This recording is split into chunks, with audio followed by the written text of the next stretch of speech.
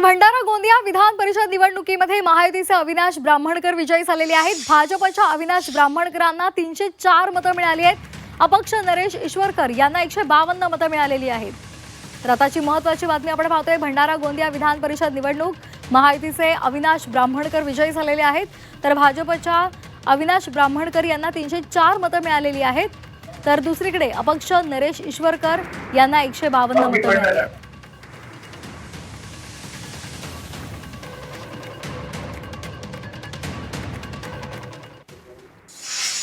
मनकर आज विधान परिषदेवर निवडून आले आणि निश्चितच हा एक बुलंद आवाज म्हणून आता विधान परिषदेच्या सभागृहात भंडारा आणि गोंदिया जिल्ह्यातील शेतकरी असणार, शेतमजूर असणार, बहुजन समाज असणार आणि सगळ्या सामान्य लोकांसाठी आवाज उचलणारा हा एक आवाज आता विधान परिषदेला मिळालेला आहे।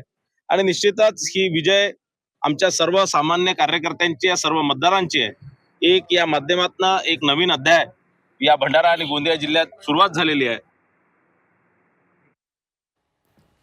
तर भंडारा गोंदियामध्ये महायुतीचे ब्राह्मणकर विजयी झालेले आहेत आणि त्यानंतर आपली प्रतिक्रिया सुद्धा त्यांनी मांडलेली आहे। अविनाश ब्राह्मणकर यांना 304 मतं मिळालेली आहेत।